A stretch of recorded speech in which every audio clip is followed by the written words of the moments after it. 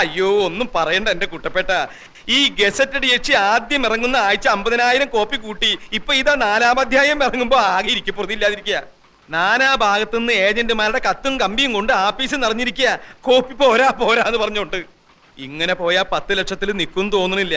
ഒന്നാമത് കോട്ടപ്പുറത്തിന്റെ റേപ്പ് കേസാ ഇത്രയും ബഹളത്തിന് കാരണം. കർത്താവിന്റെ കൃപ എന്നല്ലാണ്ട് എന്താ പറയാ. ഞാൻ പിന്നെ വിളിക്കാൻ കുട്ടപ്പേട്ട. വാതിൽ തട്ടുന്നു, ഏജന്റുമാരായിരിക്കും.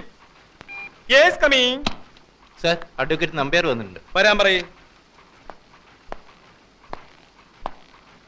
ആ വരണം നമ്പ്യാർ, വരണം. ഇരിക്കണം. എന്താ ഇവിടെ കസേരയില്ലേ? ഉണ്ടല്ലോ, ഇരിക്കി. ഗസറ്റഡ് യക്ഷി എന്ന നോവലിലെ നായിക തഹസീൽദാരല്ല, മുനിസിപ്പൽ കമ്മീഷണറാണെന്ന് നിങ്ങൾ പറയുമായിരിക്കും. യഥാർത്ഥ സംഭവങ്ങളാണ് നോവലിൽ പറയുന്നതെന്ന് തെളിയിക്കാൻ ചിലപ്പോൾ എനിക്ക് കഴിഞ്ഞില്ലെന്നും വരും. പക്ഷേ റേപ്പ് കേസിലെ പ്രതിയും നോവലിസ്റ്റും ഒരാളായതുകൊണ്ട് സാമാന്യ ബുദ്ധിയുള്ള ഏതൊരു ജഡ്ജിക്കും അദ്ദേഹത്തിൻ്റെതായ നിഗമനങ്ങളിലെത്താനും നിങ്ങളുടെ ഈ സ്ഥാപനം പൂട്ടിക്കാനുള്ള തീരുമാനങ്ങൾ എടുക്കാനും കഴിഞ്ഞെന്ന് വരും. ഞാൻ താങ്കളോട് പൂർണ്ണമായി യോജിക്കുന്നു. പക്ഷേ ഇത് ഇന്ത്യ മഹാരാജ്യമായതുകൊണ്ടും എന്റെ കയ്യിൽ ആവശ്യത്തിലേറെ പണമുള്ളത് കൊണ്ടും വേണ്ടി വന്നാൽ സുപ്രീം കോടതി വരെ പോകാമെന്ന വിശ്വാസമുള്ളത് കൊണ്ടും താങ്കളുടെ ഭീഷണി ഈ മാമച്ചനോട് വേണ്ട എന്ന് പറയാൻ ഞാൻ ആഗ്രഹിക്കുന്നു. നിങ്ങളുടെ ഈ പീറ നോവലിസ്റ്റ് ഉണ്ടല്ലോ, അയാൾ ഒരു റേപ്പ് കേസിൽ ജാമ്യത്തിൽ ഇറങ്ങിയ ആളാണെന്നും ഈ കേസിലെ സ്പെഷ്യൽ പ്രോസിക്യൂട്ടറായി ഞാൻ വിചാരിച്ചാൽ പലവിധ വകുപ്പുകളിലായി അയാൾ എത്ര വർഷം വേണമെങ്കിലും അകത്താക്കാൻ സാധിക്കുമെന്നും ഓർമ്മിക്കുന്നത് നന്നായിരിക്കും. ഓർമ്മയുണ്ടല്ലോ.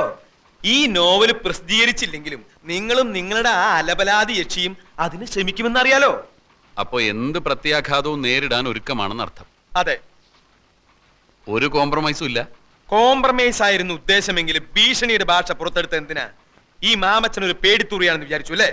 മീൻ കച്ചവടത്തിൽ തുടങ്ങിയതാ ഞാൻ എന്റെ ജീവിതം. പിന്നീട് റബ്ബർ എസ്റ്റേറ്റ് ആയി. റബ്ബറിന് വില കുറഞ്ഞപ്പോ ഞാൻ സാഹിത്യത്തിലേക്ക് കടന്നു. ആ എന്നോടോ? മിസ്റ്റർ, അവിവാഹിതയായ ഒരു ചെറുപ്പക്കാരി അപമാനിച്ചിട്ടല്ല നിങ്ങളുടെ വാരികയുടെ സർക്കുലേഷൻ കൂട്ടേണ്ടത്. അവിവാഹിതനായ എന്റെ നോവലിസ്റ്റിനെ കള്ളക്കേസിൽ കൊടുക്കാമെങ്കിൽ ഇങ്ങനെയും എനിക്ക് എന്റെ വാരികയുടെ സർക്കുലേഷൻ കൂട്ടാം. ഇനി ഞാനൊരു കോംപ്രമൈസ് പറയാം. കോട്ടപ്പുറത്തിന്റെ പേരിലുള്ള റേപ്പ് കേസ് പിൻവലിച്ചിട്ട് ഇങ്ങോട്ട് വരൂ. ഗസറ്റഡ് യക്ഷിയുടെ പ്രസിദ്ധീകരണം നിർത്തുന്ന കാര്യം അപ്പൊ ആലോചിക്കാം. ഇല്ല, ഇനിയിപ്പോ ഒന്നും നോക്കാനില്ല. ആ സ്കൗണ്ടറലിന് മാക്സിമം ശിക്ഷ വാങ്ങിച്ചു കൊടുക്കുക. എന്നിട്ട് ജയിലിനകത്തിട്ട് അവന് എഴുതുന്ന കൈയുണ്ടല്ലോ, പോലീസുകാർക്ക് കാശ് കൊടുത്ത് ആ കൈ തല്ലി ചതയ്ക്കുക. നാട്ടുകാരുടെ മുമ്പിൽ വിഴുപ്പലക്കണ്ടല്ലോ എന്നോർത്താ കോടതിക്ക് പുറത്തു വെച്ച് തീരുന്നെങ്കിൽ തീർന്നോട്ടെ എന്ന് കരുതിയത്. ഇപ്പൊ എനിക്ക് മനസ്സിലായി, ഈ വൃത്തികെട്ടവന്മാരെ വെറുതെ വിട്ടാൽ സമൂഹത്തിന് തന്നെ അത് വലിയ ദോഷം ചെയ്യും. പ്രിയ പറഞ്ഞതാ ശരി. ഇനി ഒന്നും ആലോചിക്കാനില്ല, ഒക്കെ ഇനി കോടതി. Your Honor, you have already allowed petition 315 CRPC. So let me examine the accused number 1 and 2 as witnesses. Yes, you may proceed.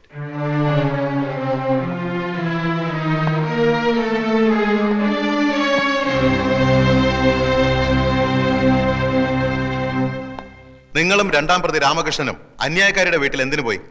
ഞങ്ങൾ താമസിക്കുന്ന വീട്ടിൽ വന്നവർ ഞങ്ങളെ കാപ്പ് കുടിക്കാൻ ക്ഷണിച്ചു, അതുകൊണ്ട് പോയി. അപ്പൊ അവരുടെ വീട്ടിൽ ആരൊക്കെ ഉണ്ടായിരുന്നു? അവരും അവരുടെ ജോലിക്കാരിയും. നിങ്ങൾ കാപ്പി കുടിച്ചോ? ഇല്ല. എന്തുകൊണ്ട് കുടിച്ചില്ല? കുടിക്കാൻ തുടങ്ങുന്നതിന് മുമ്പ് പെട്ടെന്ന് ആ സ്ത്രീ ഒരു കത്തിയെടുത്ത് അവരുടെ വെയിൻ കട്ട് ചെയ്ത് മരിക്കാൻ പോവുകയാണെന്ന് പറഞ്ഞു. ഞങ്ങൾ അവരെ തടയാൻ ശ്രമിച്ചു. വേറെ ഒന്നും സംഭവിച്ചില്ലേ? ഇല്ല. ഇതിനു മുമ്പ് നിങ്ങൾ ഏതെങ്കിലും ക്രിമിനൽ കേസിൽ പെട്ടിട്ടുണ്ടോ? ഇല്ല. നിങ്ങൾ കല്യാണം കഴിച്ചാണോ? അല്ല. എന്തുകൊണ്ട് കല്യാണം കഴിച്ചില്ല? ഒരു സ്ത്രീയെ കല്യാണം കഴിച്ചവളെ കടപ്പറയിലെ ഒരു ഉപകരണമാക്കി മാറ്റാൻ എനിക്ക് സാധിക്കില്ല എന്നുള്ളതുകൊണ്ട്. സ്ത്രീകളോടുള്ള നിങ്ങളുടെ മനോഭാവം എന്താണ്? സ്ത്രീ അമ്മയാണ്, ദൈവമാണ്. That's all, Your Honor.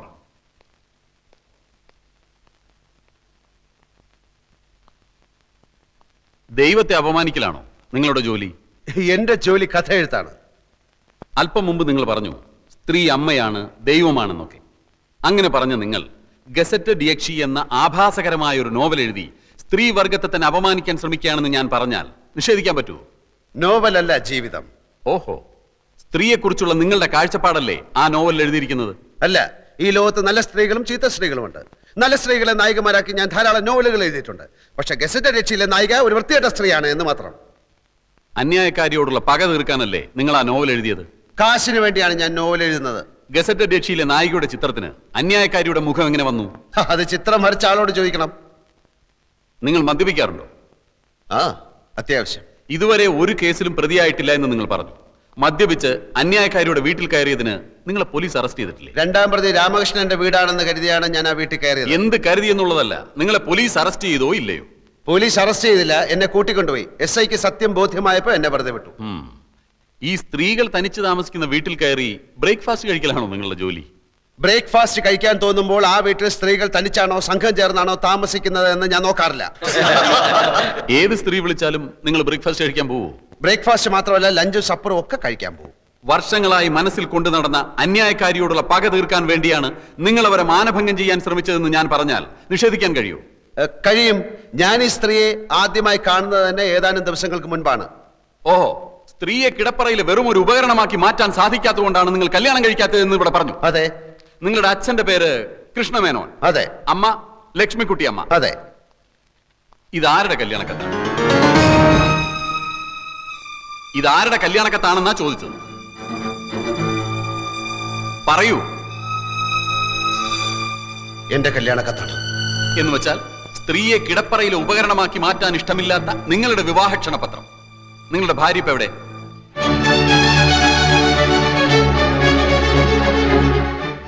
ഞാൻ കല്യാണം കഴിച്ചിട്ടില്ല. കഴിച്ചിട്ടില്ലേ? അപ്പൊ കല്യാണം കഴിക്കാതെ ചുമ്മാ കല്യാണക്കത്തടിച്ച് വിതരണം ചെയ്യലാണോ നിങ്ങളുടെ ഹോബി? മറുപടി പറയൂ. അന്ന് അങ്ങനെ സംഭവിച്ചു.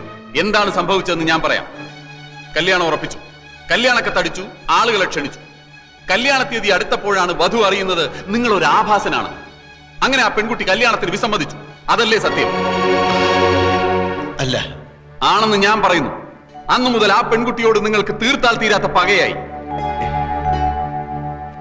അന്നത്തെ ആ പെൺകുട്ടിയാണ് ഈ കേസിലെ അന്യായക്കാരി പ്രിയദർശിനി എന്ന് ഞാൻ പറഞ്ഞാൽ നിങ്ങൾക്ക് നിഷേധിക്കാൻ കഴിയും?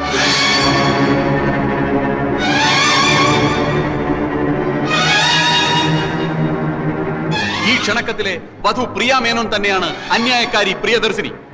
വരൻ വിദ്യാസാഗർ തന്നെയാണ് ഇപ്പോഴത്തെ ഈ novelist Sagar Kottappuram. Your honour, അന്ന് തന്നെ നിഷേധിച്ച പെൺകുട്ടിയോടുള്ള മുൻ വൈരാഗ്യം തീർക്കാൻ വർഷങ്ങളായി അവസരം തേടി നടന്ന പ്രതി ഒടുവിൽ ഈ കിട്ടിയ സന്ദർഭം ഇവിടെ ഉപയോഗപ്പെടുത്തുകയായിരുന്നു എന്നുള്ളതാണ് സത്യം. That's all your owner.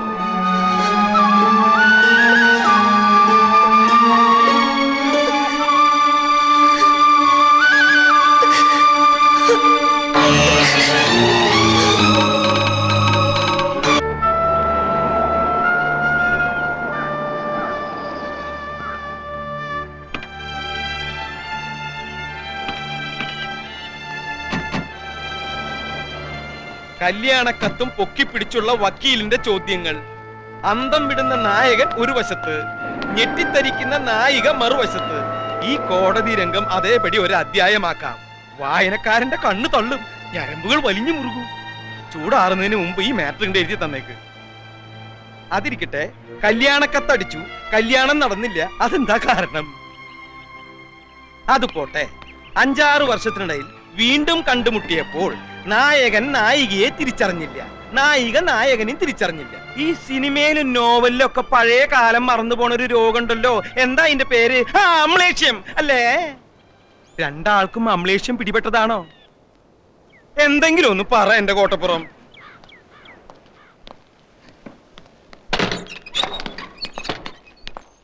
ഇപ്പൊ തന്നെ എഴുതി തന്നാ ഇപ്പൊ തന്നെ കമ്പോസിങ്ങിന് കൊടുക്കാം. നായകനും നായികയ്ക്കും അമ്ലേഷ്യം വേണ്ട, വായനക്കാര് വിശ്വസിക്കില്ല. ഒരാൾക്ക് മതി അമ്ലേഷ്യം. ഗസറ്റഡ് യക്ഷി അധ്യായം 6 അമ്ലേഷ്യം എന്ന ടൈറ്റിലും കൊടുക്കാം. കഴിഞ്ഞ ലക്കത്ത് കഥ എവിടെയാ നിൽക്കുന്നതെന്ന് അറിയോ? എവിടെ നിർത്തിയിരിക്കണേ?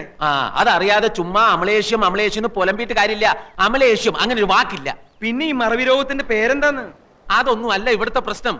സാഹിത്യകാരൻ ജയദേവനെ അനിത വശത്താക്കി ദിലീപും ജയദേവനും ഈ പ്രശ്നത്തിൽ പൊരിഞ്ഞ അടി നടന്നു. ദിലീപ് മരിച്ചു, ജയദേവൻ ഒളിവിൽ പോയി. അവിടെയാ കഴിഞ്ഞ ലക്കം അവസാനിക്കുന്നത്. അടുത്ത ലക്കത്തിൽ പെട്ടെന്ന് എങ്ങനെ നായകനും നായികയും കോടതിയിലെത്തും? നായകനെ പോലീസ് പിടിക്കട്ടെ. എന്നിട്ട് നായകൻ പോലീസിനോട് പറയുന്നു നായികയുടെ പ്രേരണ മൂലമാണ് താൻ ദിലീപിനെ കൊന്നതെന്ന്. അപ്പൊ നായികയും പോലീസ് പിടിക്കും. അങ്ങനെ നായകനും നായികയും കോടതിയിൽ മുഖാമുഖം നിൽക്കും. വക്കീൽ ചോദ്യങ്ങൾ ചോദിക്കും. പെട്ടെന്നാണ് കഥയിൽ ട്വിസ്റ്റ് വരുന്നത്. അവർ പണ്ടെന്നോ കല്യാണക്കത്തടിച്ചിട്ടും കല്യാണം കഴിക്കാത്തവർ. അമ്ലേഷ്യം. എന്താ കുഴപ്പം? സാറിന്റെ അത്രയും മണ്ടന്മാരല്ല ഇവിടുത്തെ വായനക്കാര്. വായനക്കാർക്ക് അമ്ലേഷം പിടിപെട്ടാലും മതിയല്ലോ. എല്ലാം കോട്ടപ്പുറം തീരുമാനിച്ചോളൂ. പക്ഷെ എന്ത് എഴുതിയാലും വായനക്കാരന്റെ കണ്ണ് തള്ളണം, ഞരമ്പ് വലിഞ്ഞു മുറുകണം. ഒന്ന് എഴുതി തരൂന്നേ. ഒന്നിങ്ങോട്ട് വന്നേ. എന്തിനാ? അല്ല, ഒന്നിങ്ങോട്ട് വരൂ. കസേര അവിടെ ഇരുന്നോട്ടെ. ആയിരുന്നോട്ടെ. വരുന്നുട്ടോ കോട്ടപ്പുറം. അമ്ലേഷ്യം. ഇയാൾ എവിടുത്തുകാരനാടോ? ചങ്ക് പൊട്ടി നിൽക്കുന്ന ഒരു മനുഷ്യനോട് ഇങ്ങനെയാണോ സംസാരിക്കുന്നത്? കോടതി രംഗം കഥയാക്കണത്രേ. കോടതിയിൽ കണ്ടത് അയാളുടെ ജീവിതമാണ്. അത് തന്റെ അളിഞ്ഞ വാരികയിൽ എഴുതാനുള്ളതല്ല. അളിഞ്ഞ വാരികയോ മഞ്ചാടിയോ? എന്നെ പറഞ്ഞാൽ ഞാൻ സഹിക്കും. വാരികയെ പറ്റി പറഞ്ഞാലുണ്ടല്ലോ. ഇറങ്ങി പോടോ, ഒച്ച വെക്കാതെ. എന്നോട് ഇറങ്ങി പോവാനോ? താൻ ഇറങ്ങണോ ആദ്യം? ഞാനാ ഈ മുറിക്ക് വാടക കൊടുക്കണേ, അല്ല തന്റെ അപ്പാപ്പനല്ല. നമ്മൾ തമ്മിലുള്ള മുൻപരിചയമൊക്കെ ഞാൻ മറന്നുപോയി. കാരണം എനിക്ക് അമ്നേസിയാണ്.